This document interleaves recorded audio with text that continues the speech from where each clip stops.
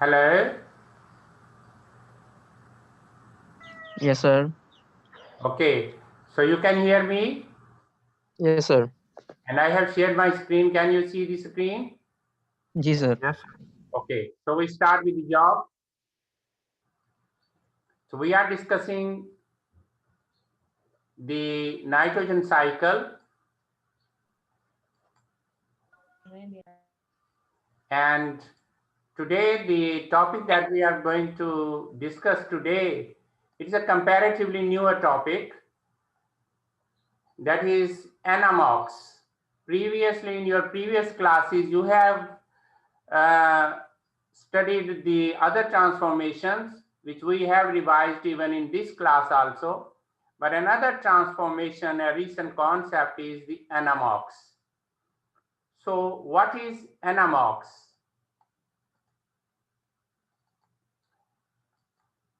So it is a relative recent discovery which says that ammonium oxidation can also occur under anaerobic conditions using nitrite as the terminal electron acceptor. So if you remember, we defined the nitrification. In nitrification, there was also the oxidation of ammonium into nitrite and then nitrite into nitrate. But that was taking place under aerobic conditions. So in case of NMOX, ammonium is oxidized but under anaerobic conditions, and in this case nitrite NO2 is used as terminal electron acceptor. So please don't confuse NMOX with nitrification. Nitrification is also oxidation of ammonium,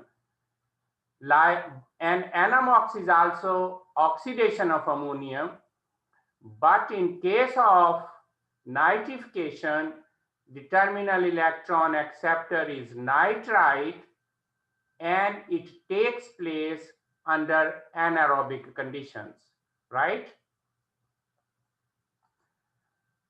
So this process known as NMOX is the bacterial oxidation of ammonium using nitrite as the electron acceptor, resulting in the production of nitrogen, right?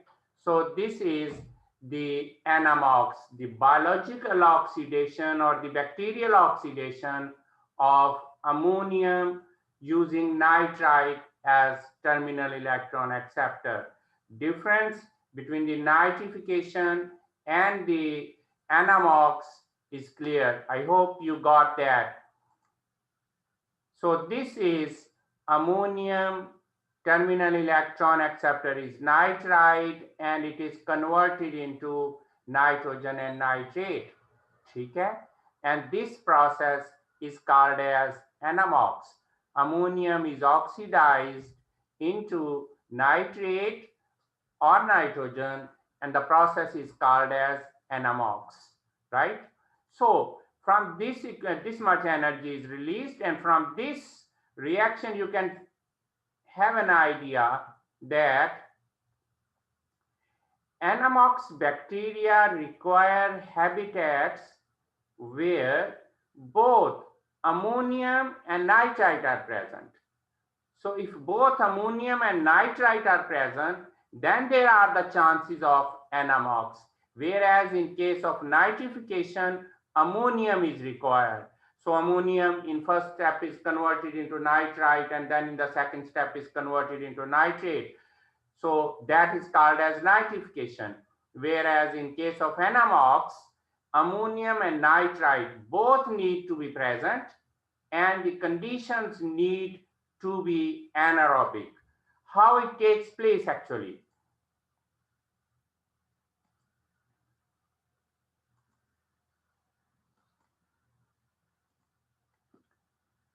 So this occurs in the vicinity of aerobic and anaerobic interfaces.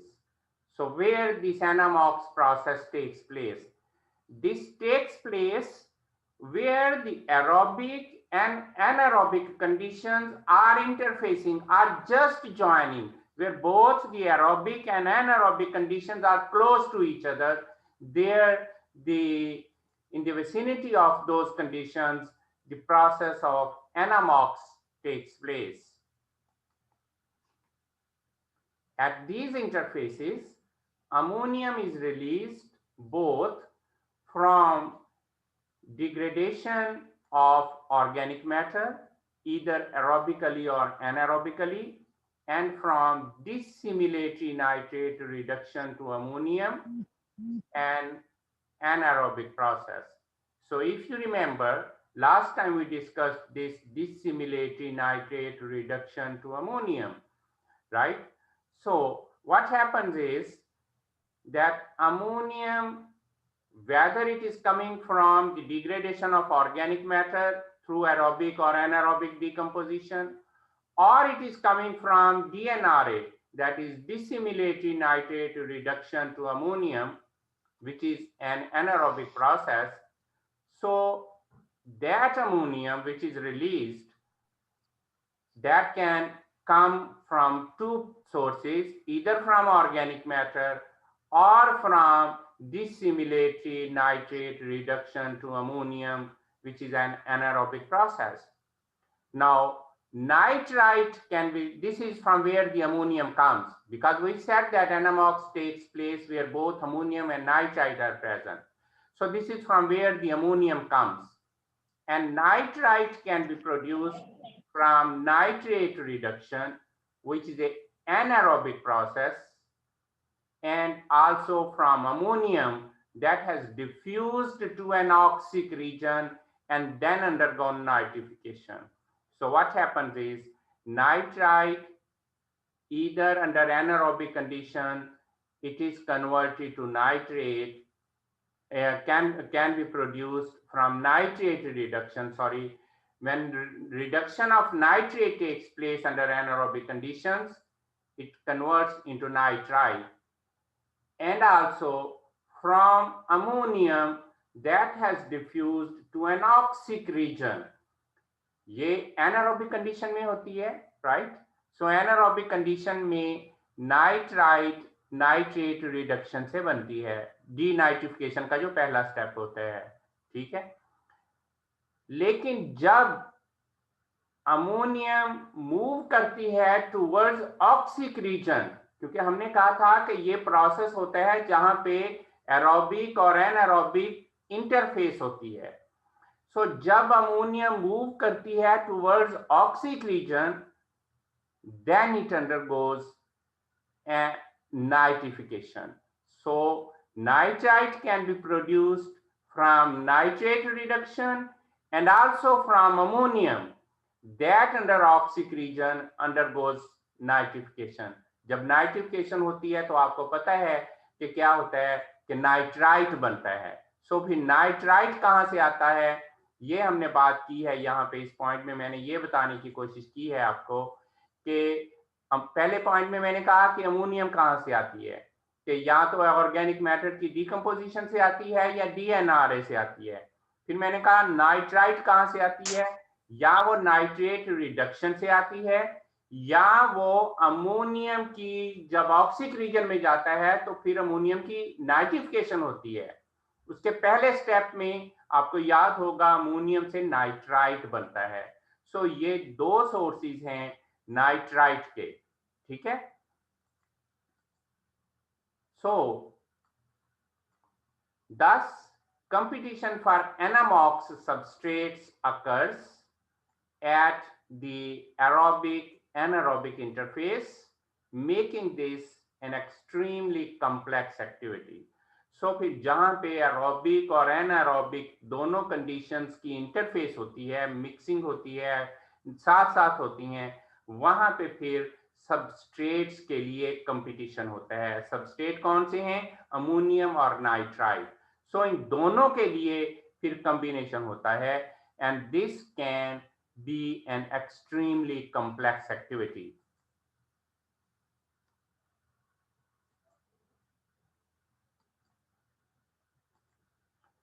So it is now thought that a significant portion, 30 to 50% of the nitrogen loss in ocean environments that had been attributed to denitrification is actually due to NMOx.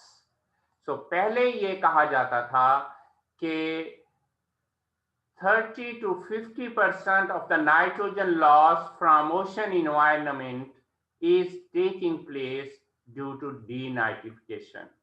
But now the scientists have discovered that no, it is not due to denitrification.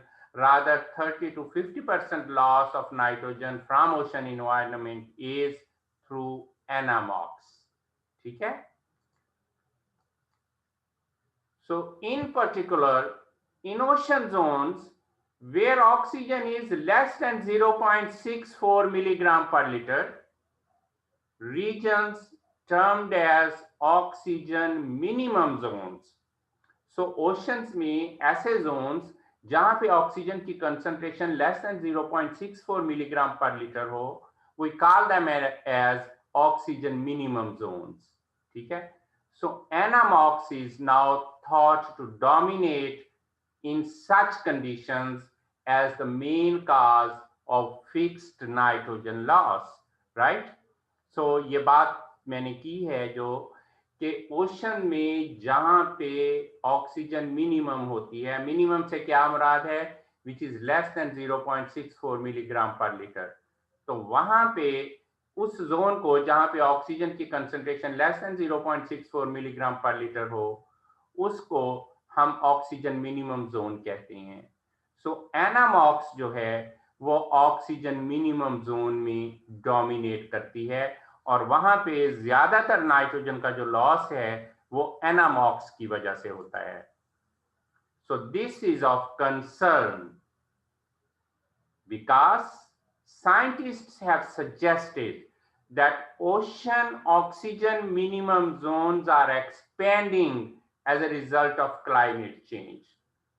Scientists ये कह रहे हैं कि climate change की वजह से oxygen minimum zone बढ़ रहे हैं ओशंस में. सो जब ऑक्सीजन मिनिमम जोन्स बढ़ रहे हैं तो इसका मतलब है कि फिर एनामॉक्स की वजह से वहां से नाइट्रोजन के लॉसेस भी बढ़ रहे होंगे. ठीक है?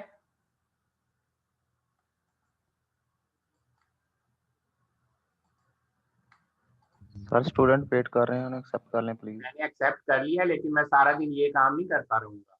बस from now onwards I will not accept more students, क्योंकि मुझे उसे जाके फिर वहां वापस जाना पड़ता है. मैंने पहले दिन ये कहा था कि मैं 15 मिनट इंतजार करूंगा, 15 मिनट के बाद I will not allow anybody to enter. Okay, so I was telling that this is of concern कि क्लाइमेट चेंज की वजह से ऑक्सीजन मिनिमम जोन्स बढ़ रहे हैं और उनके बढ़ने की वजह से एनामॉक्स का प्रोसेस बढ़ रहा है. So that is a loss of nitrogen from the ocean. So that can be a problem for the life in oceans. It may in turn cause increased losses of fixed nitrogen through NMOx and a reduction in this very important nutrient in ocean environment. जैसे कि मैंने पहले ही आपको explain किया है कि इसकी वजह से फिर नाइट्रोजन का लॉस बढ़ जाएगा, which is a very important environment, and you know ocean environment also has living organisms and they need nitrogen. An immediate and useful application of NMOx that was recognized early is the removal of excess ammonium in wastewater treatment. So पहले इसका जो immediate और useful application consider की जाती थी anammox की, useful application for anammox that was recognised, जो सबसे पहले सोचा गया कि एनामॉक्स का यूजफुल इस्तेमाल क्या हो सकता था, क्या हो सकता है, वो था removal of excess ammonium in waste water treatment. कि आपका जो वेस्ट वाटर है उसमें से एक्सेस अमोनियम को आप एनामॉक्स के प्रोसेस के जरिए रिमूव कर लें. You know, if your wastewater has more nitrogen and it goes to the water bodies, it can result in the eutrophication process. So, अब एनामॉक्स कैसे यूज होती है for the removal of excess ammonium from waste treatment? So you know traditionally क्या होता था actually? Traditionally this was done in a 2-step process. Traditionally पहले जो काम होता था नाइट्रोजन वेस्ट वाटर से कैसे रिमूव की जाती थी, ये 2 स्टेप किए जाते थे. कैसे? पहले स्टेप में using nitrifying bacteria to oxidize the ammonium to nitrate. पहले स्टेप में क्या करते थे? वो नाइट्रीफाइंग बैक्टीरिया को यूज करते थे जो अमोनियम को ऑक्सीडाइज करके नाइट्रेट में चेंज कर देते थे. And this was used to happen under aerobic conditions. You know that. Please mute your mics. So पहले क्या करते थे कि नाइट्रीफाइंग बैक्टीरिया को यूज करते थे जो अमोनियम को ऑक्सीडाइज कर देते थे to nitrate in nitrification process. And this was used to take place under aerobic conditions. फिर उसके बाद दूसरे स्टेप में क्या करते थे? Switching to anoxic conditions. फिर वो एनारोबिक कंडीशंस क्रिएट करते थे to allow denitrification to reduce the nitrate to nitrogen. ठीक है. सो पहले वेस्ट वाटर में से अमोनियम को कैसे रिमूव किया जाता था? 2 स्टेप्स के जरिए. पहले स्टेप में नाइट्रिफिकेशन की जाती थी जिसमें अमोनियम को ऑक्सीडाइज करके नाइट्रेट बना लिए जाते थे. दूसरे स्टेप में एनारोबिक कंडीशंस क्रिएट की जाती थी और वहां पे फिर वो जो नाइट्रेट पहले स्टेप में बने थे उनको डीनाइट्रिफिकेशन करके नाइट्रोजन में चेंज कर लिया जाता था जो एटमॉस्फेयर में चले जाती थी. सो इस तरह से वेस्ट वाटर से अमोनियम को रिमूव किया जाता था. लेकिन इस प्रोसेस में ऑफ कोर्स वहां से आपने ऑक्सीजन को रिमूव करना है तो इसके लिए आपको एनर्जी चाहिए. This is an energy intensive process and now we can replace this process by anammox process.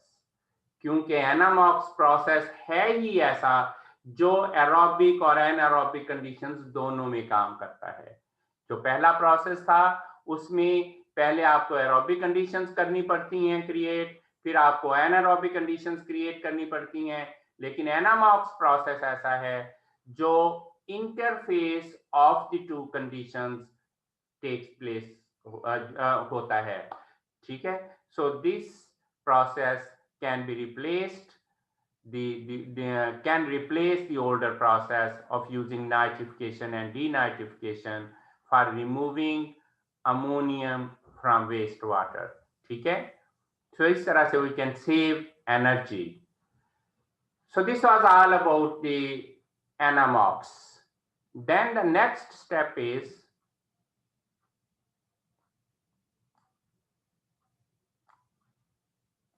nitrate reduction. हमने somehow or the other अब तक हमने अमोनिफिकेशन पढ़ी, हमने मिनरलाइजेशन पढ़ी, अब हम बात करने लगे हैं नाइट्रेट रिडक्शन की कि जो नाइट्रेट बनती है वो कहाँ जाती है. ठीक है. So nitrate reduction can what happens to the nitrate that can be taken up and incorporated into living biomass by plants and microorganisms. So nitrification के प्रोसेस से जो नाइट्रेट बनती है वो पौधे ले सकते हैं या माइक्रो ऑर्गेनिजम्स ले सकते हैं और उसको लिविंग बायोमास में चेंज कर सकते हैं.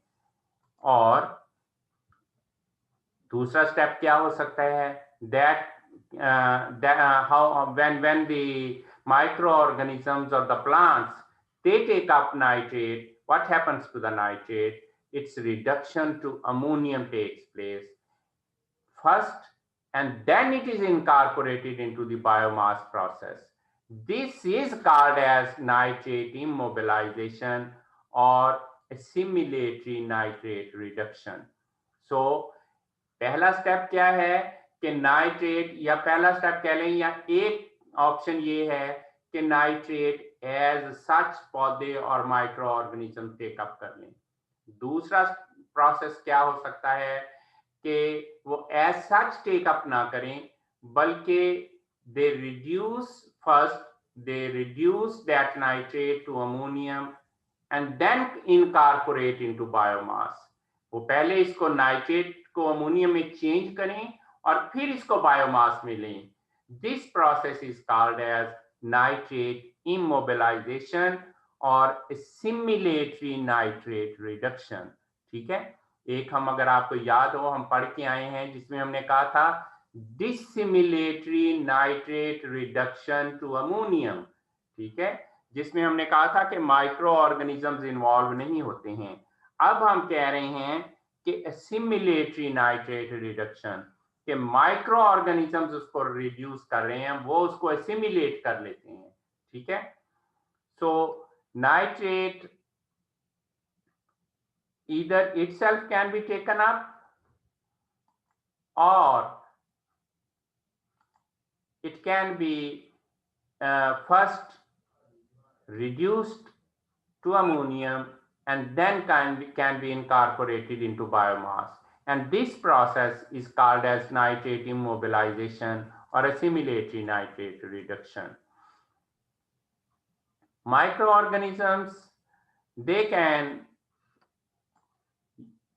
use nitrate as terminal electron acceptor in anaerobic respiration to drive oxidation of organic compounds. So microorganisms anaerobic conditions में क्या करते हैं कि वो ऑर्गेनिक कंपाउंड्स की ऑक्सीडेशन करने के लिए नाइट्रेट को टर्मिनल इलेक्ट्रॉन एक्सेप्टर के तौर पे यूज कर लेते हैं। नाइट्रेट को रिड्यूस करते हैं, जिससे वो फिर ऑक्सीडेशन करते हैं ऑर्गेनिक कंपाउंड्स की, and this nitrate acts as terminal electron acceptor. अब हम इनको थोड़ा सा डिटेल से देखते हैं। जो हमने नाइट्रेट रिडक्शन की प्रोसेस की बातें की हैं, एक एसिमिलेटरी हमने कहा है, डिसिमिलेटरी हम ऑलरेडी पढ़ चुके हैं। सो जो एसिमिलेटरी नाइट्रेट रिडक्शन है, how that takes place. So nitrate taken up must be reduced to ammonia before its assimilation. ठीक है, ये हम पहले बात करके आए हैं अभी कि assimilatory nitrate reduction क्या है कि नाइट्रेट पहले अमोनिया में चेंज होती है, फिर जाके assimilate होती है। ठीक है, और most microbes utilize ammonium preferentially. Normally ज्यादातर जो माइक्रो ऑर्गेनिजम्स हैं वो अमोनियम को प्रेफर करते हैं। ठीक है, लेकिन अगर नाइट्रेट यूज करनी है उन्होंने, तो फिर क्या होगा, नाइट्रेट को पहले वो अमोनियम में चेंज करेंगे और फिर उसको यूज करेंगे। If ammonium present in environment, then this assimilatory nitrate reduction is suppressed.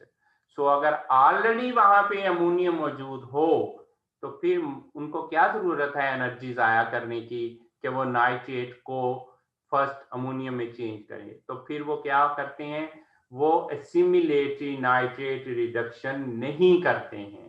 ठीक है, इफ अमोनियम, अगर ऑलरेडी अमोनियम मौजूद है तो वो ऐसा अमोनियम को यूज कर लेते हैं, वो नाइट्रेट को रिड्यूस करके अमोनियम नहीं बनाते हैं। Oxygen does not inhibit this process, और ऑक्सीजन इसको कुछ नहीं कहती है प्रोसेस को। अब इसकी दूसरी ऑप्शन क्या है, डिसिमिलेटरी नाइट्रेट रिडक्शन। अब डिसिमिलेटरी नाइट्रेट रिडक्शन में क्या होता है, this is anaerobic respiration using nitrate as terminal electron acceptor inhibited by oxygen. So ये उस वक्त होती है जब ऑक्सीजन मौजूद नहीं होती है। Under anaerobic conditions dissimilatory nitrate reduction होती है। अगर ऑक्सीजन मौजूद हो तो ये प्रोसेस स्टॉप हो जाता है. This is inhibited by oxygen, and in this process nitrate acts as terminal electron acceptor. It is not inhibited by ammonia. So ammonia इसको कुछ नहीं कहता है. जो पिछला प्रोसेस था सिमिलेटरी, वो हमने कहा था कि अमोनिया की मौजूदगी की वजह से सुप्रेस हो जाता है, वो डायरेक्ट अमोनियम टेकअप करना शुरू कर देते हैं. लेकिन ये एनारोबिक कंडीशन में हो रही है डिसिमिलेटरी नाइट्रेट रिडक्शन, और वहां पे अगर अमोनिया मौजूद हो तो वो इसको कुछ नहीं कहती है. ये वहां पे जो नाइट्रेट है उसको टर्मिनल इलेक्ट्रॉन एक्सेप्टर के तौर पे यूज करके डिसिमिलेटरी नाइट्रेट रिडक्शन कर रहा होता है. And this is found in a limited number of carbon rich terminal electron poor environment. So ये कहां पे होती है? जहां पे कार्बन ज्यादा हो और टर्मिनल इलेक्ट्रॉन एक्सेप्टर कम हो, वहां पे डिसिमिलेटरी नाइट्रेट रिडक्शन होती है. Fermentative bacteria predominate. जो ये फर्मेंटेटिव बैक्टीरिया होते हैं ये वहां पे प्रीडोमिनेट करते हैं. And facultative chemoheterotrophic organisms may also be responsible for this dissimilatory nitrate reduction. Actually, there are two processes for this dissimilatory nitrate reduction. One is called as denitrification, and the second is dissimilatory nitrate reduction to ammonium. So dissimilatory nitrate reduction to ammonium use nitrate as terminal electron acceptor to produce energy to drive oxidation of organic compounds. So क्या है, micro organisms उसको use नहीं कर रहे हैं, बल्कि ये nitrate as terminal electron acceptor use होके क्या हो रहा है, सिर्फ ऑक्सीडेशन हो रही है ऑर्गेनिक कंपाउंड्स की, और एंड प्रोडक्ट क्या बन रही है, ammonium. This is dissimilatory nitrate reduction to ammonium. Micro या लिविंग बायोमास में चेंज नहीं हो रहे वो नाइट्रेट्स, बल्कि वो अमोनियम में चेंज हो रहे हैं. This is the process which takes place, and this much is the energy which is released. So first step is energy producing, and further reduction is catalyzed by NADH dependent reductase. So NADH dependent reductase इसको further reduce कर सकता है, and second step provides no additional energy, और उसमें कोई additional energy नहीं हासिल होती है. This can conserve fixed nitrogen and regenerate reducing equivalents through reoxidation of NADH2 to NAD+. So जो NADH2 है वो दोबारा से ऑक्सीडाइज हो जाता है टू NAD+, जो कि वो दूसरा प्रोसेस जो भी हमने जिक्र किया था उसमें यूज हो जाता है.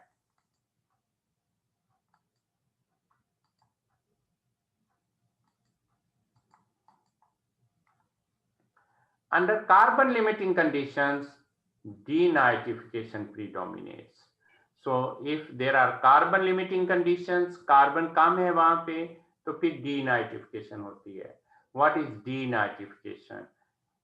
Carbon rich conditions. So अगर carbon rich conditions हो तो dissimilatory nitrate reduction to ammonia predominate. But if carbon limiting conditions हो तो denitrification predominates. ठीक है, so दोनों में फर्क समझ लें. दोनों रिडक्शंस हैं नाइट्रेट्स की, लेकिन अगर कार्बन लिमिटिंग कंडीशंस हो, कार्बन कम हो, तो वहां पे डीनाइट्रिफिकेशन प्रीडोमिनेट करेगी, और अगर कार्बन रिच हो तो DNRA dissimilatory nitrate reduction to ammonium वो प्रीडोमिनेट करेगी. So DNRA predominate in low level of available electron acceptor such as stagnant water, sewage sludge, high organic matter sediments, and rumen. So this is where the DNRA predominates. सो अब हम उसको थोड़ा detail से पढ़ते हैं, denitrification को।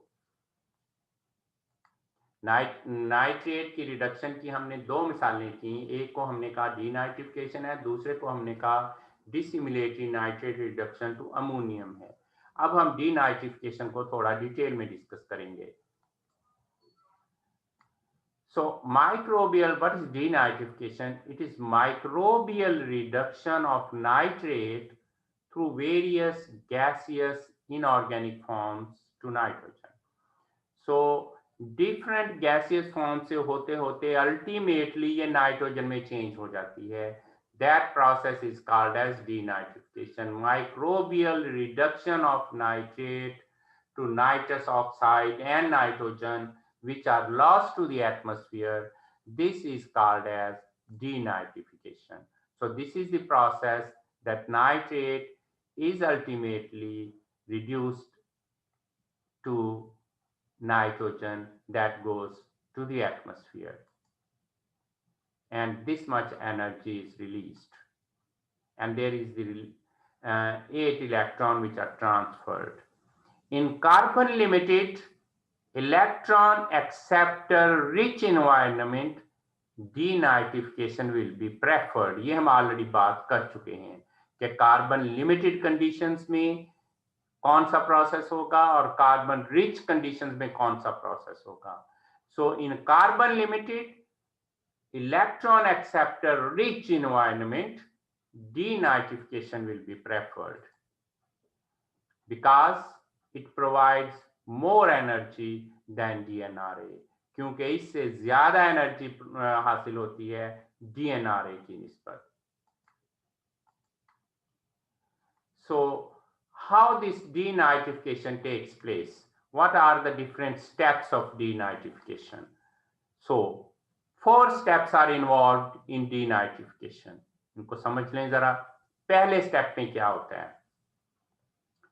Reduction of nitrate to nitrite, NO3 to NO2, catalyzed by nitrate reductase enzyme.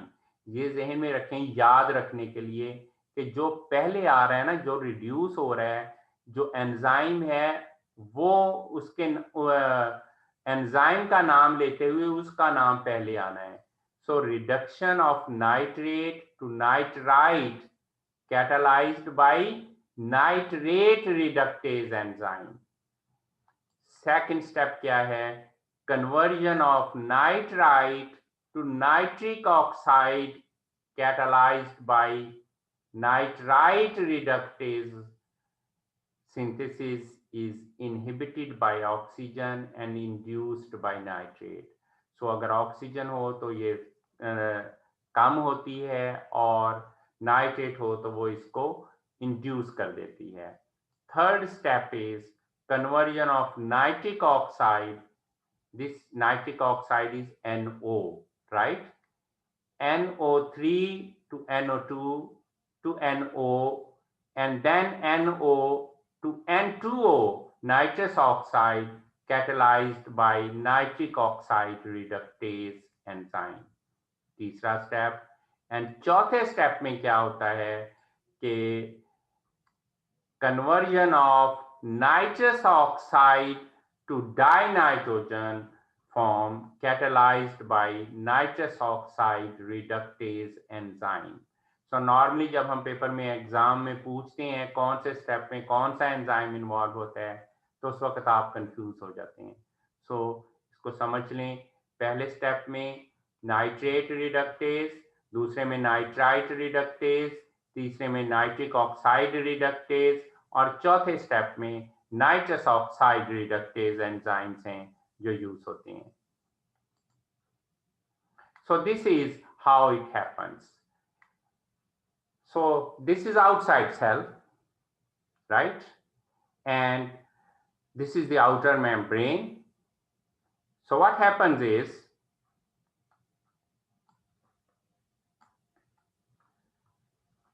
सो अब आप देखें क्या होता है। Nitrate reductase enzyme is present in the inner membrane, ठीक है? This is the inner membrane This is the outer membrane and this is the periplast. So nitrate reductase. So from this slide, you can have the idea which enzyme is present where and what it is doing. So in the inner membrane, nitrate reductase enzyme is present, which reduces nitrate to nitrite. This nitrite goes where? To the periplast, and may go out of the cell, or from out of the cell it can enter into the periplast. Anyway, nitrite is present now in the periplast, whether it has come from the cytoplasm or it has come from outside the cell. Okay? This nitrite, then with the help of nitrite reductase enzyme, is converted to nitric oxide. Okay? In the periplast. And this nitric oxide may go outside the membrane, through outer membrane, outside the cell, or from outside the cell, it can enter into the periplast, where it goes to the outer membrane, to the inner membrane, where nitric oxide reductase enzyme is present. And that enzyme reduces it to nitrous oxide in the periplast. And this nitrous oxide can go out of the cell through outer membrane, or from outside the cell, it can enter into the periplast. And here in the periplast, nitrous oxide reductase enzyme is present, and that enzyme reduces it to nitrogen, and that nitrogen can go through outer membrane to the environment, or from the environment can enter to the periplast. So this is the denitrification pathway which takes place, right? So nitrate reductase enzyme is present in the inner membrane, then nitrite reductase enzyme is present in the periplast, nitric oxide reductase enzyme is again present in the inner membrane, and nitrous oxide reductase enzyme is present in the periplast. So this is the whole pathway how denitrification takes place. So these are the bacteria that utilize dissimilatory nitrate or nitrite to ammonium. ठीक है? So dissimilatory nitrate or nitrite reduction to ammonium DRNA. So उसके लिए ये वाले obligate anaerobes use होते हैं, ये facultative anaerobes हैं, ये microaerosols हैं, और ये aerobic organisms हैं. And these are the genera of denitrifying bacteria जो denitrification के लिए responsible हैं. Those may be organotrophs, those may be phototrophs, और those may be lithotrophs. Organotrophs कौन से होते हैं? जो organic compounds से energy लेते हैं. Phototrophs कौन से होते हैं? जो light से, sunlight से energy लेते हैं. और lithotrophs कौन से होते हैं? जो inorganic compounds से energy लेते हैं. ठीक है? So what is the impact of human domination of the nitrogen cycle? So human beings ने नाइट्रोजन साइकिल को मैनिपुलेट किया है, वो जिस तरफ चाहते हैं नाइट्रोजन साइकिल को ले जाते हैं. तो उसका इम्पैक्ट क्या है? What is the impact of the human domination of the nitrogen cycle? So increased global concentrations of nitrous oxide, a potent greenhouse gas in the atmosphere, as well as increased regional concentrations of other oxides of nitrogen, including nitric oxide, that drive the formation of photochemical smog. So ये जो हमारी जो smog बन रही है, उसकी एक region atmosphere में नाइट्रस ऑक्साइड की इंक्रीज्ड कंसंट्रेशन होना भी है. सो वो नाइट्रस ऑक्साइड की इंक्रीज्ड कंसंट्रेशन, या जिसे हम रफली कह देते हैं जी high concentration of greenhouse gases along with the fog, they combine to give rise to smog. ठीक है? So nitrous oxide is one of the most potent greenhouse gases which ultimately results in the formation of smog. And losses of soil nutrients such as calcium and potassium that are essential for long-term soil fertility. So इसके nitrite जो है या nitrous oxide है, ये जब nitrate होते हैं, nitrate soil में मौजूद हैं, तो उन्होंने जब लीच डाउन होना है तो वो अपने साथ कैल्शियम और पोटाशियम को भी ले जाते हैं। ठीक है, किसी कैटायन के साथ मिलके जाना है ना, तो वो कैल्शियम और पोटेशियम को भी साथ ले जाते हैं, जिसकी वजह से सॉइल फर्टिलिटी कम हो जाती है, क्योंकि कैल्शियम पोटाशियम दोनों ही इसेंशियल न्यूट्रिएंट हैं। ठीक है, सो ह्यूमन इंटरवेंशन की वजह से एक ये इम्पैक्ट हो रहा है। Then substantial acidification of soils and of the waters of streams and lakes in several regions. So बहुत सारे regions में इसकी वजह से एसिडिफिकेशन हो रही है। आपको पता है कि जो नाइट्रिफिकेशन का प्रोसेस है, उसमें जब मैंने नाइट्रिफिकेशन का प्रोसेस बताया था, अगर आपने उस वक्त गौर किया होता, वहां पे H आयंस प्रोड्यूस होते हैं। So it is ultimately results in the acidification of soils. ठीक है, then greatly increased transport of nitrogen by rivers into estuaries and coastal waters where it is a major pollutant. So human intervention of nitrogen cycle की वजह से बहुत सारी nitrogen transport होके reverse से transport होके एस्टुअरीज में जाती है, कोस्टल वाटर्स में जाती है, जहां पे ये मेजर पोल्यूटेंट के तौर पे काम करती है और यूट्रोफिकेशन का प्रोसेस काज करती है। So this was all about nitrogen cycle. So if anybody has some question he can ask, otherwise I will start with the sulfur cycle. Anybody who wants to ask question, he can unmute his mic, tell his name, and then ask the question.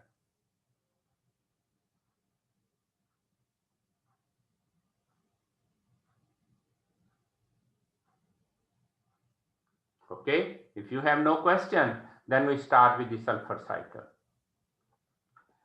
So we have finished with the carbon cycle, we have finished with the nitrogen cycle, and now we are going to discuss the sulfur cycle. And after that, our contents, as per our contents, we will discuss the phosphorus cycle. So what is sulfur cycle? Sulfur, you know, is also an essential nutrient, and it is the 10th most abundant element in the crust of Earth. It is essential element for biological organisms. Rubaz Ahmad. Yes, sir. Where is sulfur used in the biological organisms? What is the use of sulfur in biological organisms? Sorry, sir, I don't know. Okay, Wasim Akhtar.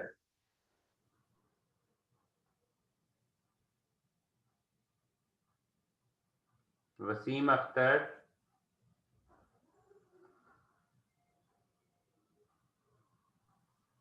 Wasim Akhtar, unmute your mic and respond.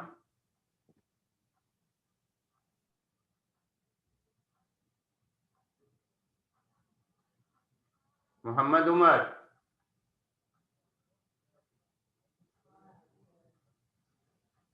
Umar, Yes, sir.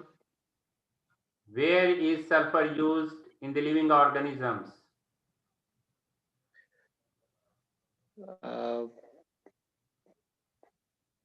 Sir नहीं पता sir, sorry sir. Okay, Mr. Ruhullah.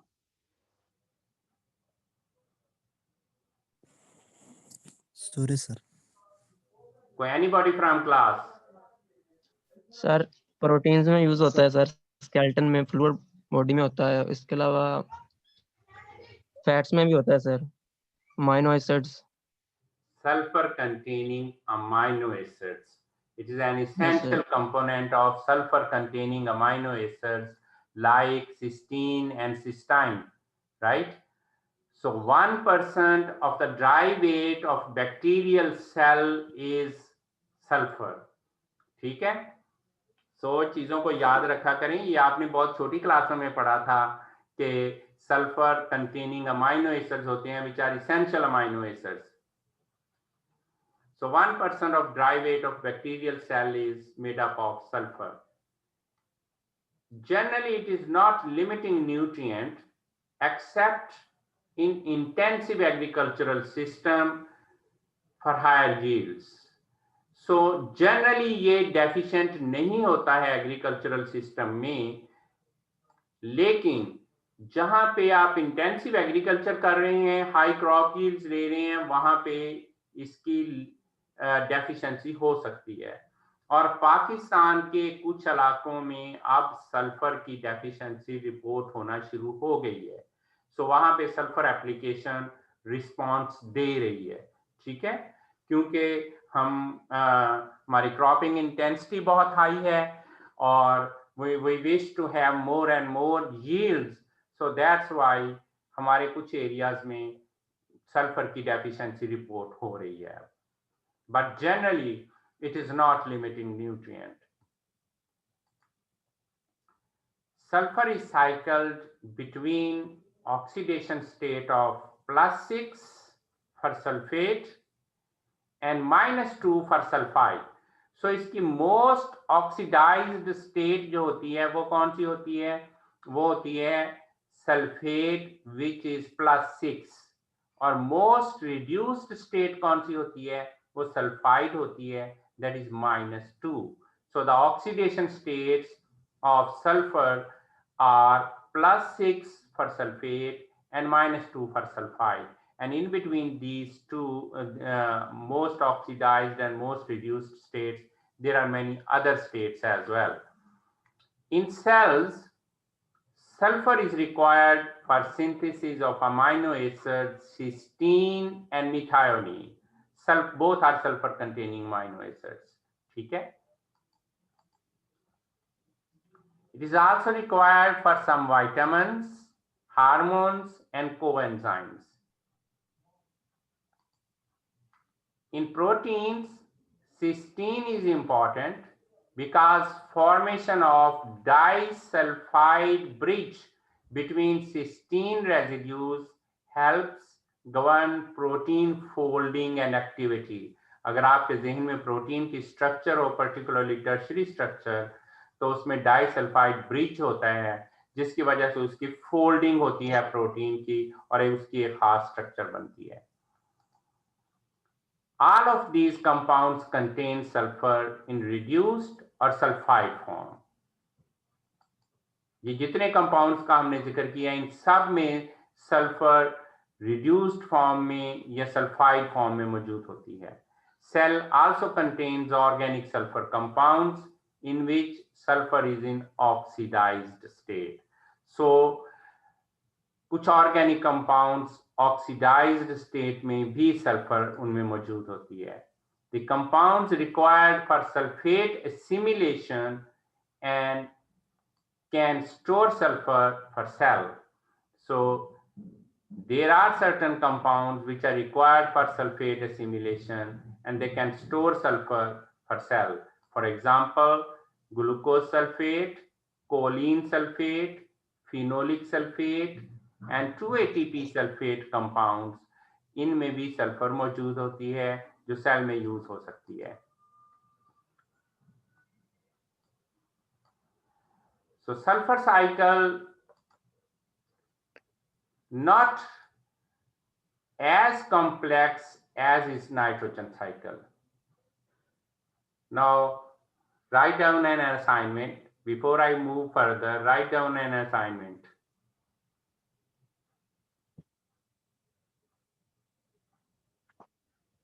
What are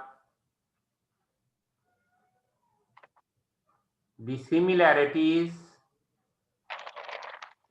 between sulfur and nitrogen cycle?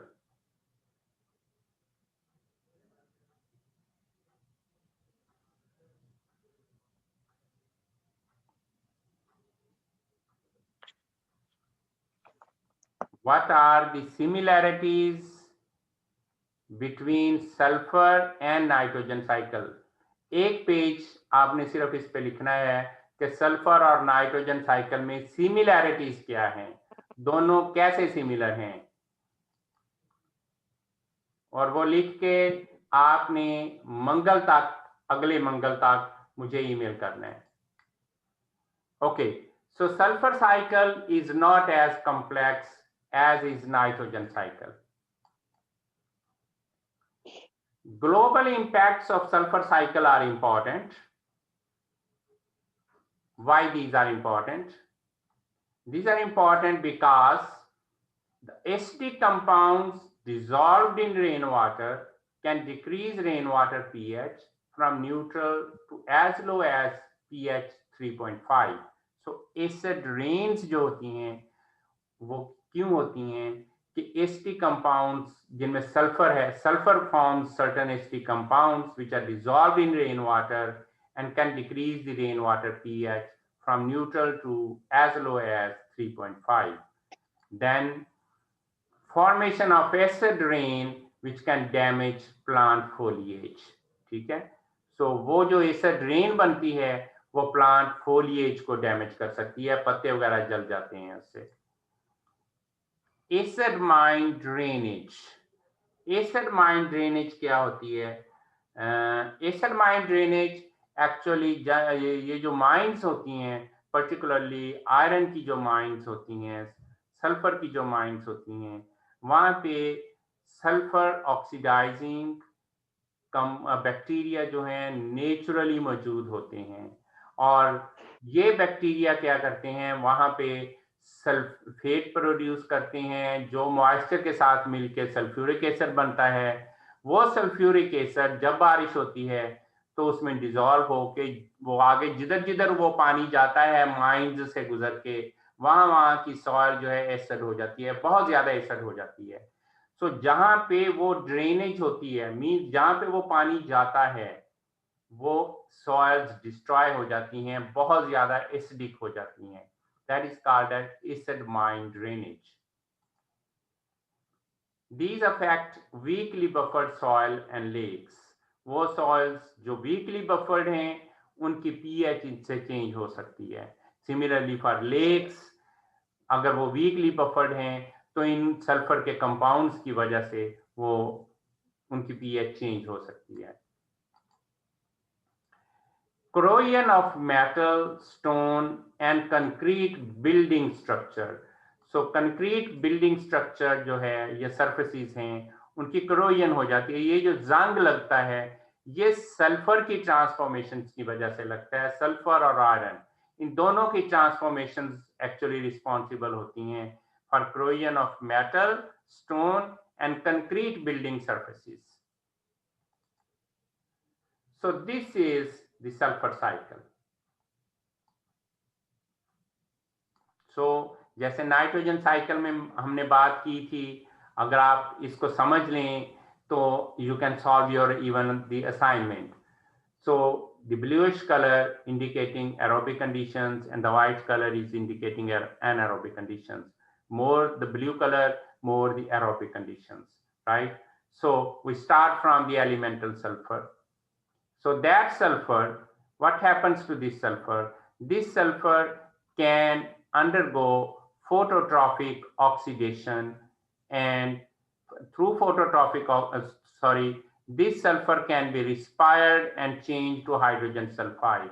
Hydrogen sulfide can be oxidized to sulfur, and that sulfur can oxidize to sulfate, and this sulfate can either undergo assimilatory sulfate reduction or it can undergo dissimilatory sulfate reduction.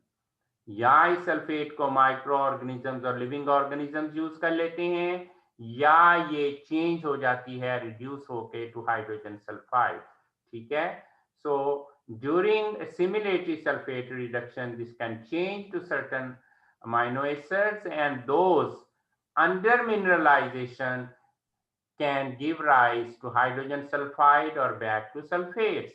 ठीक है, ये जो elemental sulfur है that under phototropic oxidation can give rise to sulfates, ठीक है, or through sulfur respiration it can give rise to hydrogen sulfide, and hydrogen sulfide through phototropic oxidation can come back to sulfur.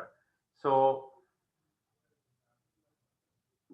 Almost यही similarities, यही transformations हैं जो nitrogen cycle में हैं, जो कि सल्फर में हैं, कि sulfur oxidation, similatory reduction, dissimilatory reduction, then phototropic oxidation and sulfur respiration. So almost the similar transformations take place but with different names. वहां पे हम उसको नाइट्रिफिकेशन कहेंगे जब ऑक्सीडेशन हो रही होगी, यहाँ पे उसको नाइट्रिफिकेशन नहीं कहते, सल्फाइड ऑक्सीडेशन कहते हैं, ठीक है। सो वहां पे हम कहते थे एसिमिलेटरी नाइट्रेट रिडक्शन, यहाँ पे है assimilatory sulphate reduction.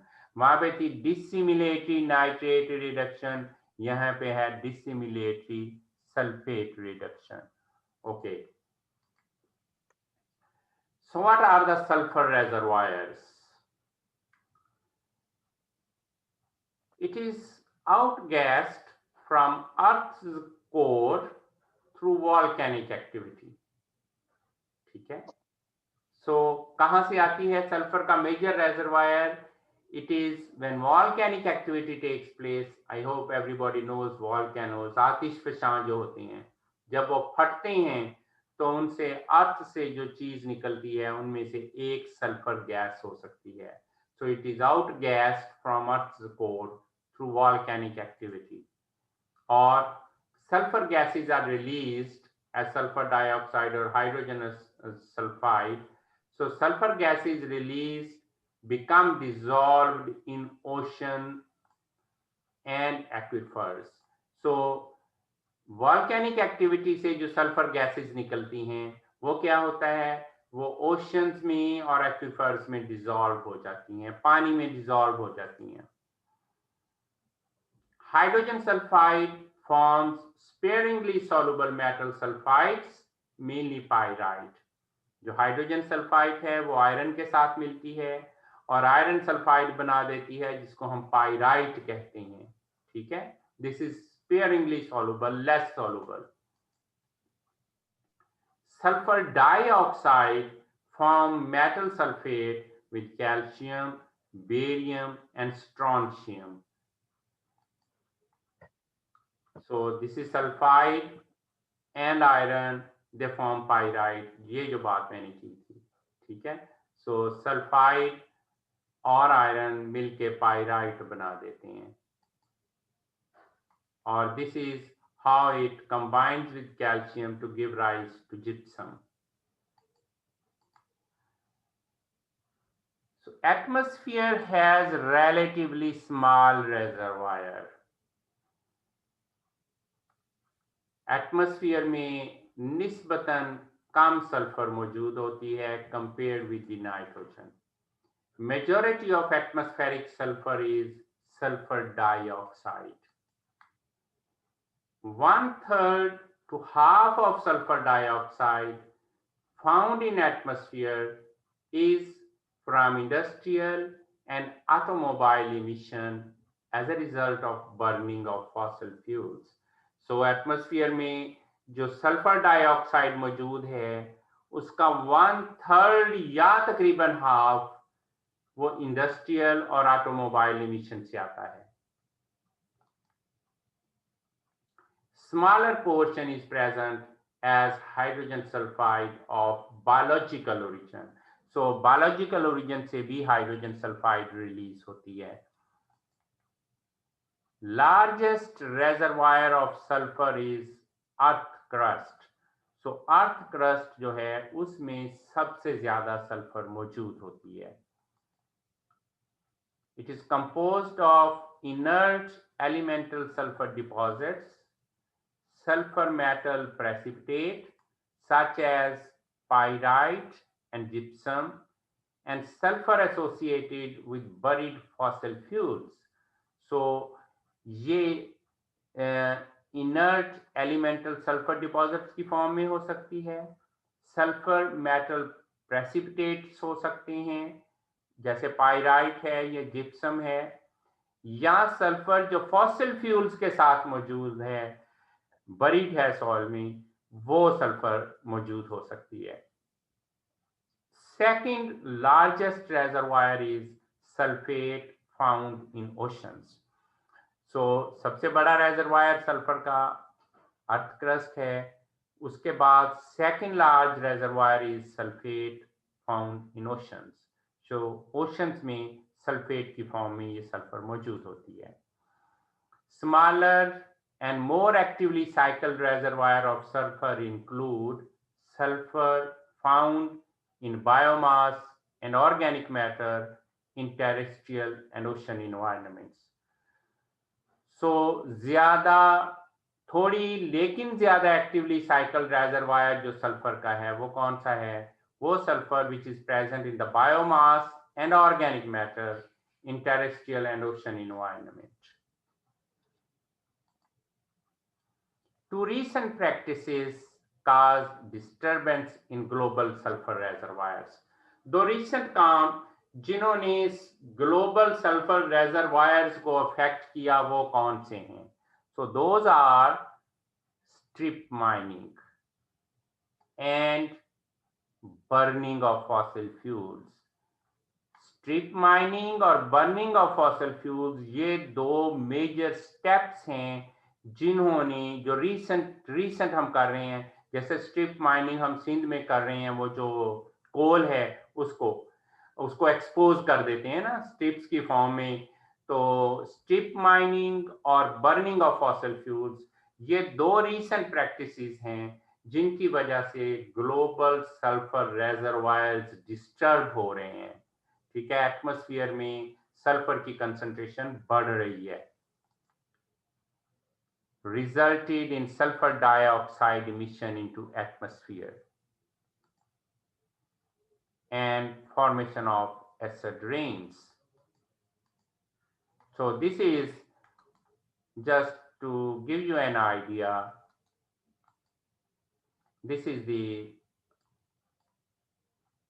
can see the sulfur reservoir and the metric tons of sulfur, whether it is actively cycled or not. So atmosphere has sulfur dioxide or hydrogen sulfide, this much is present and it is actively cycled. Oceans में biomass की form में, soluble in organic ions में और land में. So this is the different sulfur reservoirs, just to give you an idea. So now we move to the transformations of sulfur.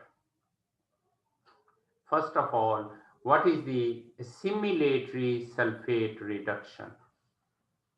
It is clear from the name मेरे ख्याल में अब हमने दो cycle पढ़ लिए हैं तो आपको समझ आ जानी चाहिए कि इसका क्या मतलब है. So assimilatory sulfate reduction means it is the primary soluble form of inorganic sulfur found in soil is sulfate. So ये हम बात कर चुके हैं कि प्राइमरी फॉर्म जो सॉइल में सल्फर की मौजूद है, जो सॉल्युबल है, वो सल्फेट है और पौधे भी सल्फर सल्फेट फॉर्म में ही लेते हैं. So primary soluble form of inorganic sulphur is sulphate, whereas plants and microorganisms incorporate reduced sulfur sulfide into amino acids or other molecules. Whereas जो plants हैं वो सल्फेट फॉर्म में लेते हैं, but it is converted into their body or the biomass after being reduced to sulfur or sulfide into amino acids or other molecules.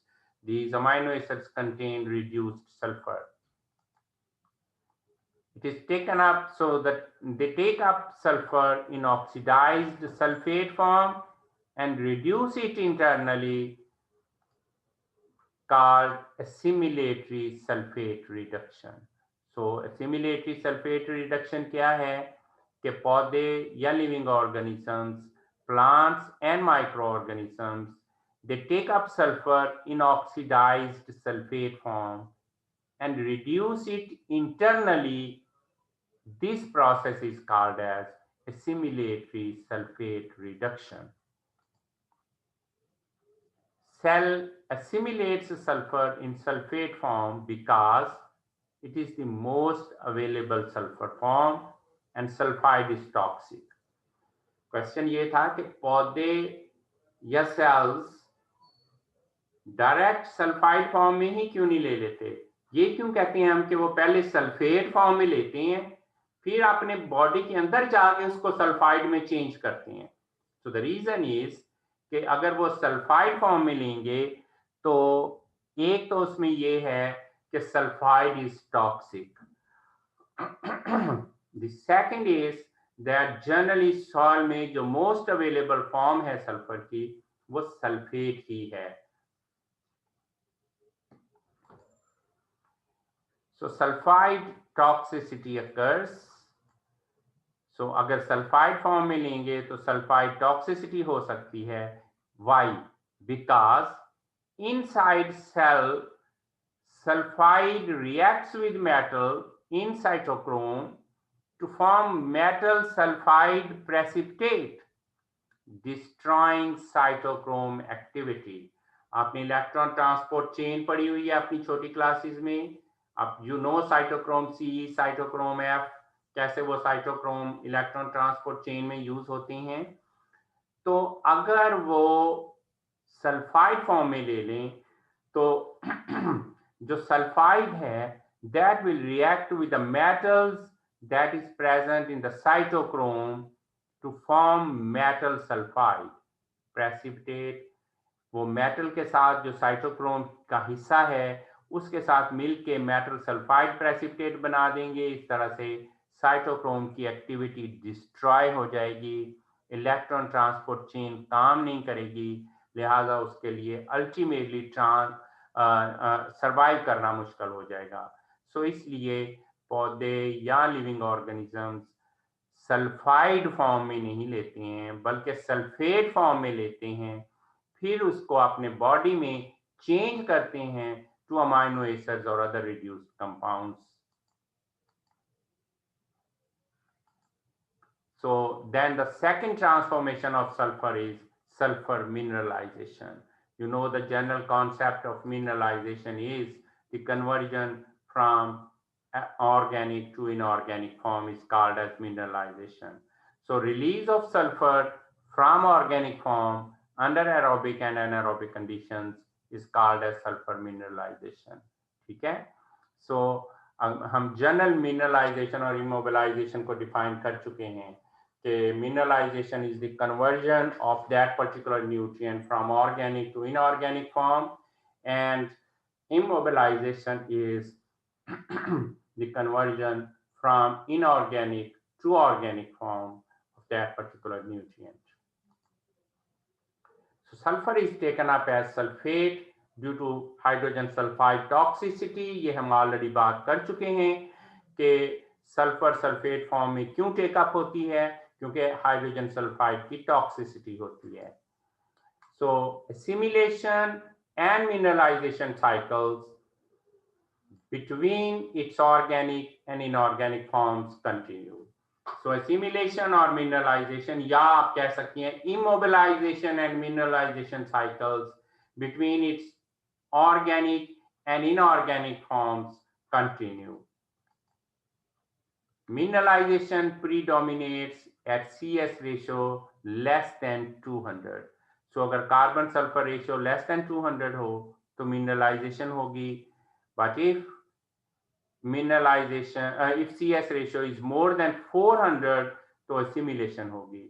और अगर CS ratio between these two होगी तो there will be no net mineralization और assimilation. So then what is the sulfur oxidation? In presence of oxygen, reduced sulfur compounds can support growth of chemoautotrophic bacteria under strictly aerobic conditions. ठीक है. So जब oxygen मौजूद हो तो जो reduced sulfur compounds होते हैं they can support the growth of chemoautotrophic bacteria. ठीक है, सो कीमो ऑटोट्रॉफिक बैक्टीरिया जो होंगे वो रिड्यूस्ड सल्फर कंपाउंड्स को ऑक्सीडाइज करके एनर्जी हासिल करेंगे under strictly aerobic conditions. They require low pH for optimal activity. और जो फोटो ऑटोट्रॉफिक बैक्टीरिया हैं they under strictly anaerobic conditions they can get energy from the light and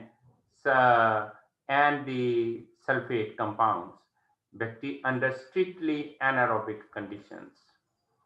Aerobic heterotrophic microbes, including both bacteria and fungi, they can also be responsible for oxidizing sulfurs. So these are the organisms which can be responsible for oxidizing sulfur: chemoautotrophic bacteria, photoautotrophic bacteria, or aerobic heterotrophic bacteria, which can be responsible for sulfur oxidation. These aerobic heterotrophic microbes oxidize sulfur to thiosulfate or to sulfate. So chemoautotrophic sulfur oxidation क्या होती है? सो sulphur oxidation की मैंने पिछली slide में जो different types बताई हैं, ये वाली, ये chemoautotrophic bacteria, photoautotrophic bacteria and aerobic heterotrophic bacteria, all these are the different types of sulfur oxidation. इनको हम देखते हैं। सो कीमोऑटोट्रॉफिक सल्फर ऑक्सीडेशन क्या है? कीमोऑटोट्रॉफ्स oxidize sulfide to elemental sulfur deposited inside cell as granules. So जो inside cells के अंदर granules की फॉर्म में elemental sulfur मौजूद है, ये उसको oxidize कर देते हैं। ठीक है, this is what happens, and this much is the energy which is released. And these are microaerophilic, grow best under low oxygen tension, and are small white filaments. Then what are the characteristics of marsh sediments? Marsh sediments में ये कैसे ये process हो रहा होता है? Marsh sediments generally have black color due to sulfur deposits, and they give the smell like rotten egg smell due to hydrogen sulfide. And chemoautotrophs, most notably Thiobacillus thioxidans, these are the responsible for oxidizing elemental sulfur. ठीक है, जो Marsh sediments में जो rotten egg smell होती है या black colour जो होता है वो कीमोऑटोट्रॉफिक बैक्टीरिया की वजह से होता है, और वो उनकी टिपिकल एग्जांपल है Thiobacillus thioxidans. This reaction produces acid. As a result, Acidobacillus thioxidans is extremely acid tolerant with an optimal growth pH of 2. So ये इतना टॉलरेंट है कि इसकी ऑप्टिमम ग्रोथ जो है वो 2 pH पे होती है. And the activity of Acidobacillus thioxidans in conjunction with the iron oxidizing acid tolerant chemoautotroph Acidothiobacillus peroxidans is responsible for the formation of acid mine drainage. थोड़ी देर पहले मैंने जब एसिड माइन ड्रेनेज की बात की थी तो मैंने कहा था कि वहां पे सल्फर ऑक्सीडाइजिंग और आयरन ऑक्सीडाइजिंग बैक्टीरिया दोनों मौजूद होते हैं नेचुरली, और उनकी वजह से क्या होता है कि सल्फ्यूरिक एसिड बनता है वहां पे. ठीक है, सो the activity of Acidobacillus thioxidans in conjunction with the iron oxidizing acid tolerant chemoautotroph Acidothiobacillus peroxidans is responsible for the formation of acid mine drainage. So इनकी वजह से जो एसिड बनता है वो पानी के साथ फिर आगे सॉल्ट को मूव करता है और जहां जहां वो जाता है वहां से सॉइल को डिस्ट्रॉय करता चला जाता है। Same organisms can be harnessed for acid leaching and recovery of precious metal from low grade ore biometallurgy. So इन्हीं ऑर्गेनिजम्स को हम यूजफुल पर्पस के लिए भी यूज कर सकते हैं कि ऐसी माइंस जिनमें उस मेटल की कंसंट्रेशन बहुत कम हो, केमिकल तरीके से उसको अलहदा करना मुमकिन ना हो, वहां पे हम क्या करते हैं, वहां पे हम इन बैक्टीरिया को यूज करते हैं। ये बैक्टीरिया उसको सॉल्युबल फॉर्म में चेंज करते हैं, उसकी एसिड लीचिंग होती है, नीचे एक पॉन्ड बना होता है, ये सारा सॉल्युबल होके वो मेटल वहां पे चला जाता है, वहां से हम उसको डिफरेंट केमिकल तरीके से फिर अलहदा कर लेते हैं। Using some living organisms for getting some metals from the ores is called as biometallurgy. ठीक है। So most of sulfur oxidizing chemoautotrophs are obligate aerobes. They can grow only in the presence of oxygen, except Thiobacillus denitrificans, a facultative anaerobic organism, जो oxygen की absence में भी हो सकता है। They substitute nitrate as terminal electron acceptor for oxygen. So sulphate की बजाय ये इसको यूज कर लेते हैं, और ऑक्सीजन की बजाय इसको टर्मिनल इलेक्ट्रॉन एक्सेप्टर के तौर पे यूज कर देते हैं। Nitrate, so they substitute nitrate as terminal electron acceptor for oxygen. So अगर वो एनारोबिक ऑर्गेनिज्म है तो फिर उसको टर्मिनल इलेक्ट्रॉन एक्सेप्टर के लिए ऑक्सीजन की बजाय वो नाइट्रेट को यूज कर लेते हैं। So what is photoautotropic sulfur oxidation? So it's clear from the name, it is limited to green and purple sulfur bacteria. ठीक है, जो लाइट सेंसिटिव हैं, जो लाइट से एनर्जी लेते हैं और कार्बन डाइऑक्साइड से लेते हैं। So they are evolved on early earth. So सबसे पहले अर्थ पे कहते हैं कि शुरू में ये वाले जो थे green and purple sulfur bacteria, ये इवॉल्व हुए थे अर्थ पे। एटमॉस्फेयर कंटेन नो ऑक्सीजन, जब ऑक्सीजन नहीं थी तो उस वक्त ये limited green and purple sulfur bacteria थे जो वहां पे मौजूद थे। Fix carbon using light energy, जो लाइट एनर्जी को यूज करके कार्बन को फिक्स करते हैं। And instead of oxidizing water to oxygen, they use oxidation of sulfide to sulphur.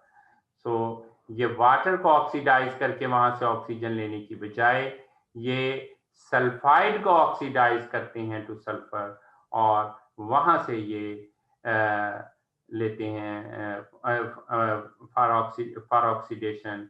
Instead of oxidizing water to oxygen, water को oxygen में नहीं oxidise करते बल्कि ये सल्फाइड को सल्फर में ऑक्सीडाइज करके फिक्स करते हैं कार्बन को। You can see here. So these organisms are found in mud, stagnant water, sulfur springs, and saline lakes. Sulfide and light must be present in these environments. जहाँ पे ये bacteria मौजूद हों तो वहाँ पे सल्फाइड और लाइट दोनों मौजूद होनी चाहिए, तभी ये बैक्टीरिया वहाँ पे सर्वाइव कर सकेंगे। Their contribution to primary production is small. So पौधों के लिए इसकी कंट्रीब्यूशन बहुत कम है। सो their contribution to primary production is very small. They serve to remove sulfide from surrounding environment. अलबत्ता सराउंडिंग इन्वायरमेंट से सल्फाइड को रिमूव करने के लिए ये इस्तेमाल होते हैं। And they prevent its movement into atmosphere, लिहाजा उसे एटमॉस्फेयर में नहीं जाने देते हैं। Their precipitation is as metal sulfide, and they are responsible for very small portion of photosynthetic activity. So this is the sulfur oxidizing bacteria. You can see the obligate or facultative chemoautotrophs These are the sulfur conversions which they can perform, and this is the habitat that they require, and this is the habitat may be present mud, hot springs, mining surfaces, acid mine drainage or soil, and these are the genera, and these are the anaerobic phototrophs, right? So then comes the sulfur reduction.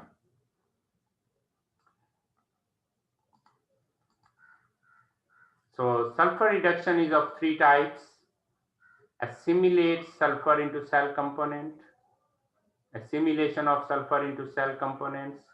Then is the, in this case, assimilatory sulfate reduction occurs under aerobic and anaerobic conditions. And two dissimilatory pathways are also important. One is the assimilatory pathway, and two dissimilatory pathways are also important. Both use inorganic form of sulfur as terminal electron acceptor, elemental sulfur and sulfate. These are the terminal electron acceptors for these dissimilatory pathways. Sulfur reduction occurs only under anaerobic conditions. Two types of metabolisms, differentiated as sulfur respiration and dissimilatory sulfate reduction, are responsible for sulfur reduction. So sulfate reducing bacteria and organisms that can utilize hydrogen as an electron donor to drive reduction of sulfate. ठीक है, so ऐसे organism जो hydrogen को use कर सकते हैं as electron donor, they can be used to reduce sulfate, to drive reduction of sulfate like this. So in this case, sulfur dioxide is reduced to sulfide. Both sulfur and sulfate reducers are strict anaerobic chemoheterotrophic organisms, and that prefer small carbon substrate such as acetate, lactate, pyruvate, and low molecular weight alcohols. These compounds are the byproduct of fermentation of plant and microbial biomass that occurs in anaerobic regions. ठीक है, जो compounds हमने बात की है कि उनको use करते हैं, वो आते कहां से हैं? Those come from the fermentation of plant and microbial biomass. Sulfate reducers are part of an anaerobic consortium of bacteria, including fermenters, sulfate reducers, and methanogens. So sulfate reducers जो हैं वो एक्चुअली एक कंसोर्शियम होता है, उसमें बहुत सारे anaerobic bacteria मौजूद होते हैं. वो कौन कौन से? फर्मेंटर्स हो सकते हैं, सल्फेट रिड्यूसर्स हो सकते हैं, और मीथेनोजेंस हो सकते हैं. They act together to completely mineralize organic compounds to carbon dioxide and methane. And the end product of sulfate reduction is hydrogen sulfide. Now, where does this hydrogen sulfide go? What is the fate of hydrogen sulfide? So it can be taken up by chemoautotrophs or photoautotrophs and reoxidized. It can be volatilized into the atmosphere, or it can react with metal to form metal sulfide. And what are the environmental consequences of sulfate reduction? So sulfate reduction is one of the processes जो हमने अभी discuss किए हैं. तो environment पे इसका क्या असर होता है? So those consequences, those reactions are the reduction of sulfates in sewage systems leads to the formation of sulfides, which has been implicated in the corrosion of stone and concrete.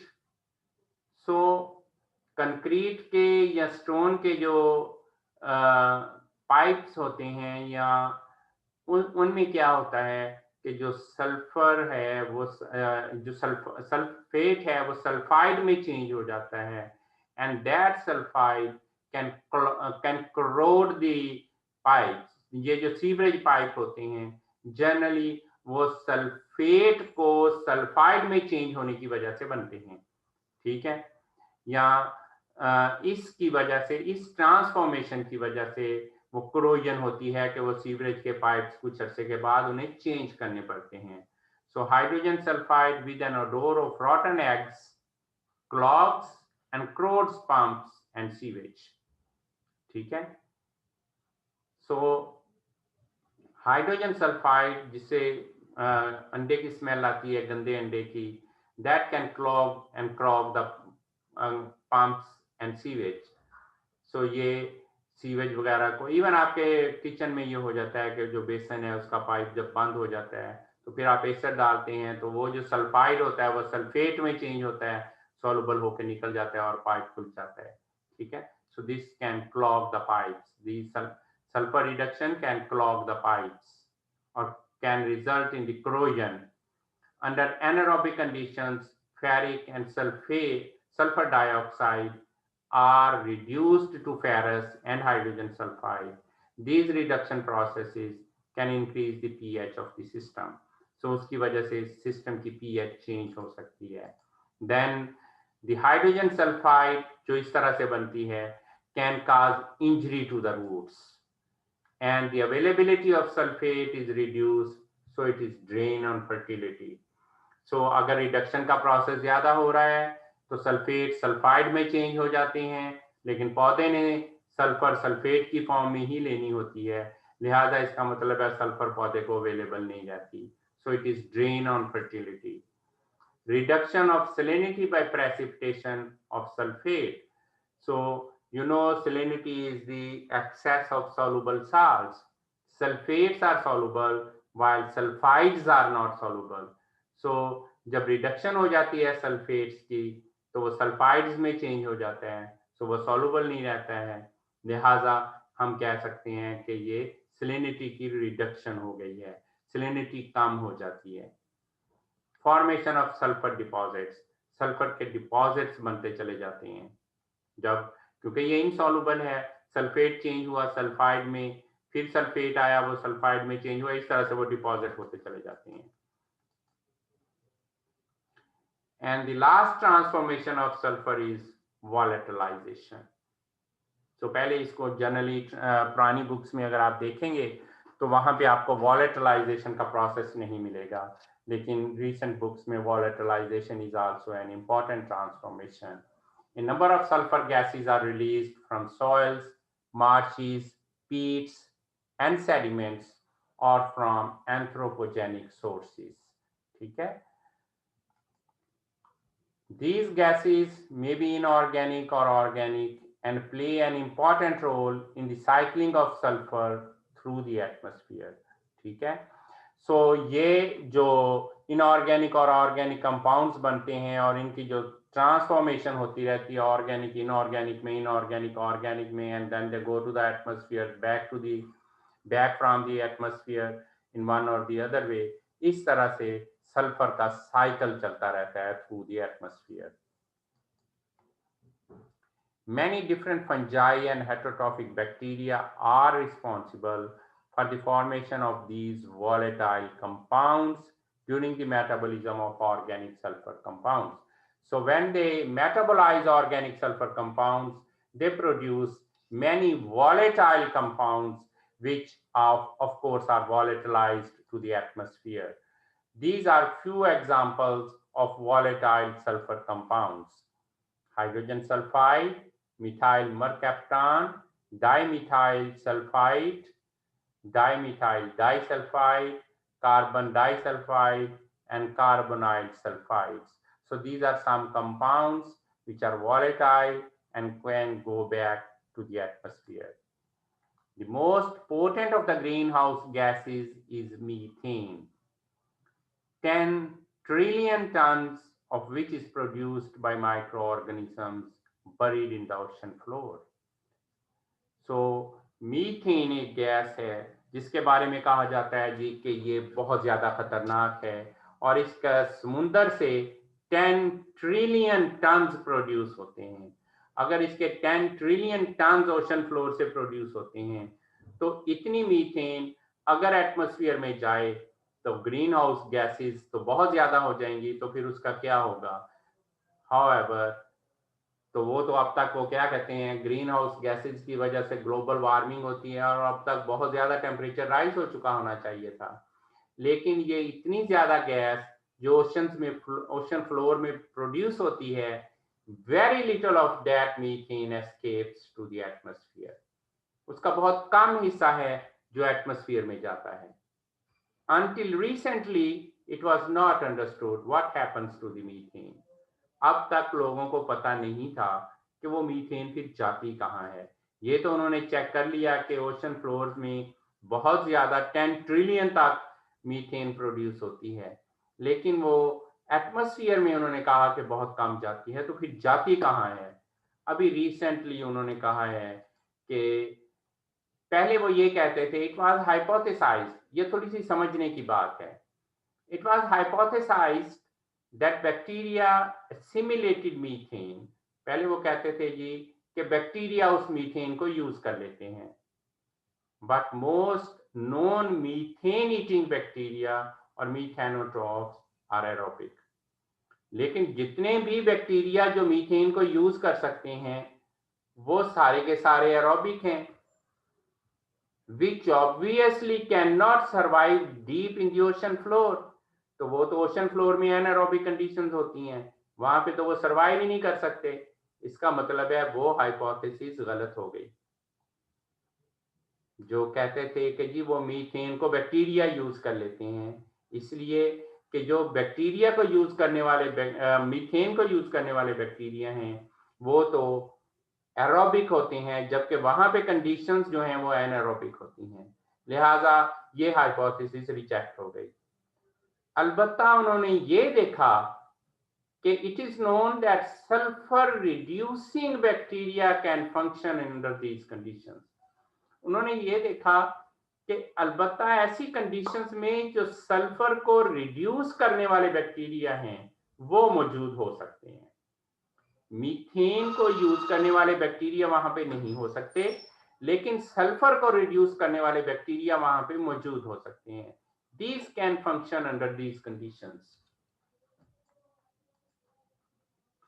Recently, scientists recognized that sulfate disappeared at the same place in the sediment as methane. अभी recently scientists ने देखा कि जहां से sulphate disappear हो रही थी, जहां से मीथेन डिस्प्लेस हो रही थी या डिसअपियर हो रही थी, वहां से सल्फेट्स भी डिसअपियर हो रहे थे. Sulfates disappeared at the same place in the sediment as methane. कि मीथेन भी वहां से गायब हो रही थी, सल्फेट्स भी गायब हो रहे थे. Investigations revealed that methanotrophic archaea lived in association with sulfate reducing bacteria in the sediment layer. तो फिर इन्वेस्टिगेशंस के बाद उन्होंने ये नतीजा निकाला कि वहां पे मीथेनोट्रॉफिक आर्किया, ऐसे बैक्टीरिया एक्सट्रीमोफाइल जो मीथेन को यूज कर सकते हैं वो मौजूद होते हैं, but they live in association with sulphate reducing bacteria in the sediment layer. लेकिन उनके साथ सल्फेट रिड्यूसिंग बैक्टीरिया भी मौजूद होते हैं. सो जो पहली थ्योरी थी कि सिर्फ मीथेनोट्रॉफिक बैक्टीरिया होते हैं वो तो रिजेक्ट हो गई थी क्योंकि ये सारे एरोबिक थे. फिर उन्होंने कहा जी कि वहां से क्योंकि सल्फेट भी गायब हो रहे हैं इसलिए वहां पे कोई ऐसे बैक्टीरिया हैं जो सल्फेट को भी यूज कर रहे हैं. सो अल्टीमेटली प्रैक्टिकली फिर उन्होंने फाइनली ये कंक्लूड किया कि वहां पे सल्फेट रिड्यूसिंग और मीथेनोट्रॉफिक आर्किया दोनों इकट्ठे मौजूद होते हैं और दोनों के इकट्ठे काम की वजह से ये हाइपोथेसिस बनाई उन्होंने कि the consortia carry out the following reaction.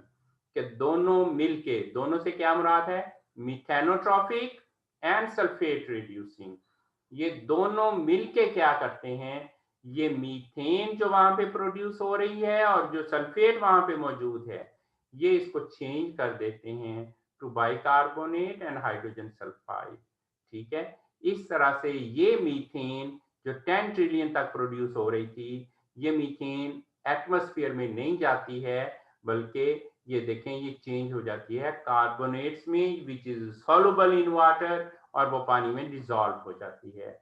इस तरह से अल्लाह ताला ने एक निज़ाम बनाया है कि वो जो इतनी ज़्यादा मीथेन ओशंस में प्रोड्यूस हो रही है वो एटमॉस्फेयर में ना जाए, कि वहाँ पे दोनों बैक्टीरिया जो इसको रिड्यूस करते हैं वो भी हैं, जो इसको करते हैं वो भी हैं।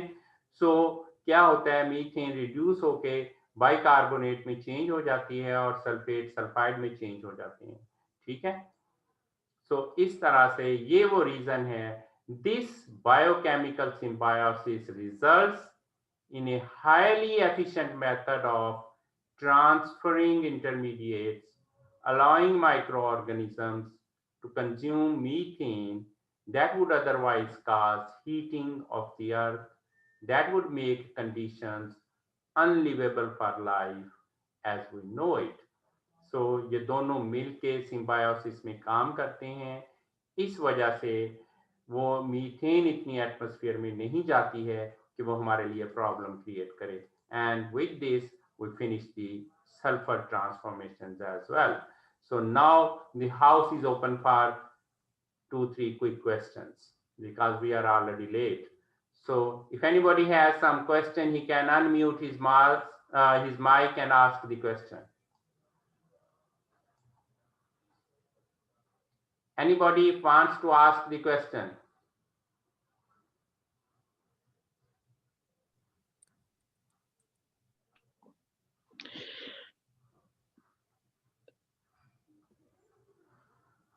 Okay, if you have sir एक क्वेश्चन है जी जी इसमें sir.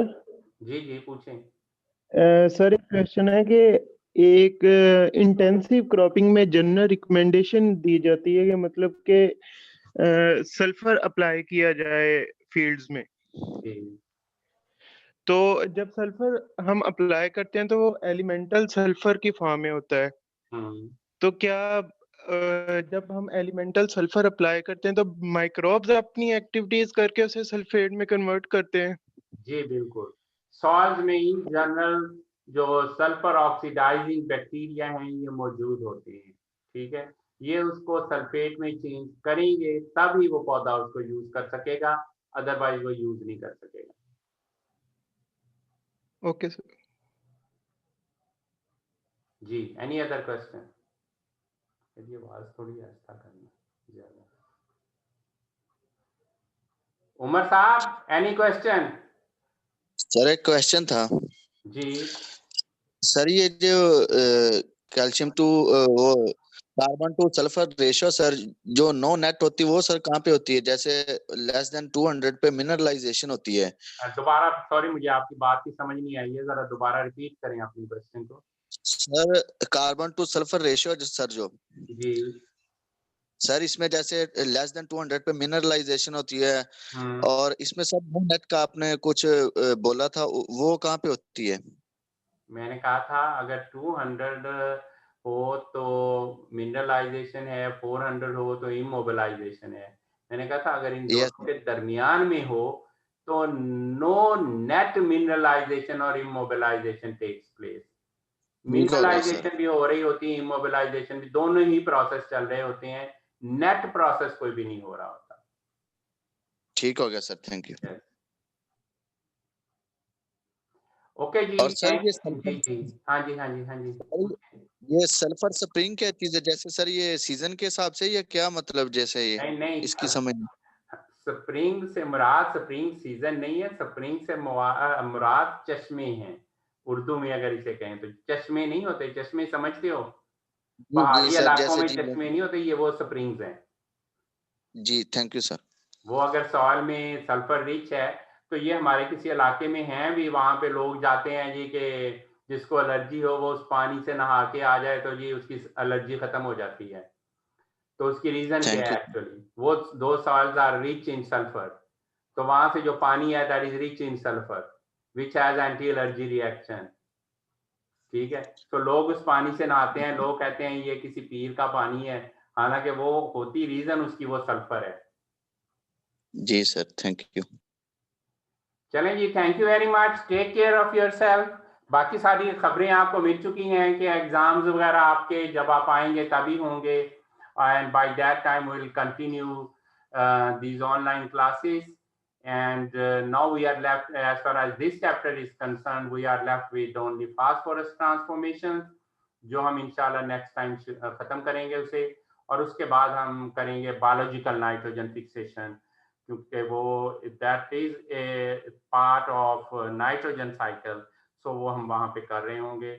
So I would suggest you people कि आप ये जो चैप्टर है खास तौर पे ये बायोजियोकेमिकल साइकिल्स वाला, कम से कम इसको आज ही जितना हम रोज पढ़ते हैं उसको कम से कम उस वीक के दौरान एक दफा गो थ्रू जरूर हो लें, तो आपको आसानी होगी उसको समझने में।